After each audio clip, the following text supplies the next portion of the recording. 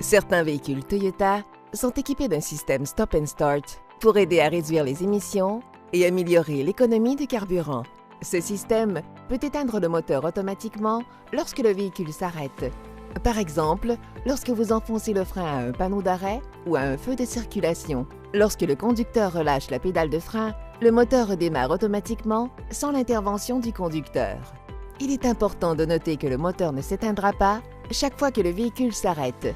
Le système d'arrêt et de démarrage analyse d'abord plus de 40 mètres avant de déterminer s'il est approprié d'éteindre le moteur. De nombreuses fonctions de votre véhicule ont besoin d'énergie produite par le moteur, par exemple le chauffage et la climatisation. Plusieurs conditions doivent être réunies pour que le système d'arrêt et de démarrage s'active. En voici quelques-unes.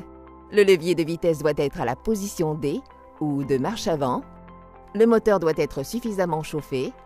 La température extérieure doit être supérieure à -5 degrés Celsius. La pédale de frein doit être enfoncée fermement. La pédale d'accélérateur ne doit pas être enfoncée. Le capot et la portière du conducteur doivent être fermés. La ceinture du conducteur doit être bouclée. Et le dégivreur du pare-brise doit être désactivé. Le système d'arrêt et de démarrage pourrait ne pas toujours éteindre le moteur dans certaines conditions. Par exemple, lorsque le mode Power ou Show est choisi, lorsque le volant est actionné ou lorsque le véhicule est conduit à haute altitude. Lorsque le moteur s'éteint, le témoin du système s'allume à l'écran multifonction ou sur le tableau de bord pour en alerter le conducteur. Le moteur redémarre dès que la pédale de frein est relâchée. Le témoin du système s'éteint lorsque le moteur redémarre. Si le conducteur le désire, il peut désactiver le système en enfonçant la commande d'annulation. Pour le réactiver, il suffit d'enfoncer la commande à nouveau. Un témoin s'allume lorsque le système est désactivé. Il s'éteint lorsque le système est réactivé.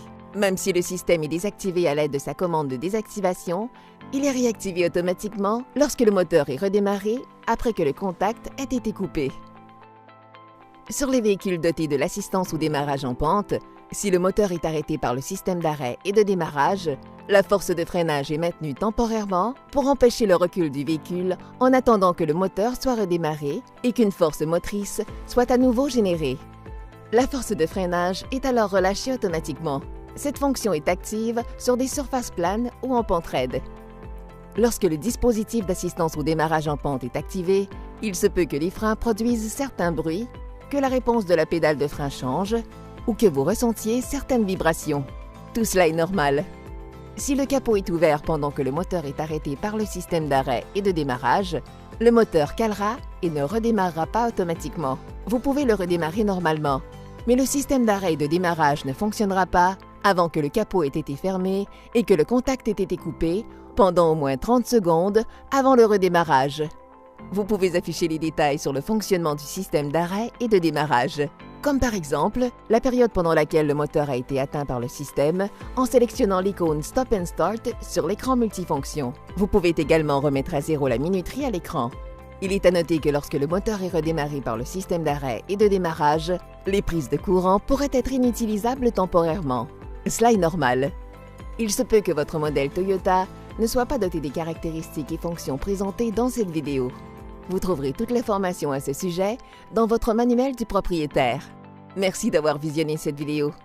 Connaissez votre Toyota?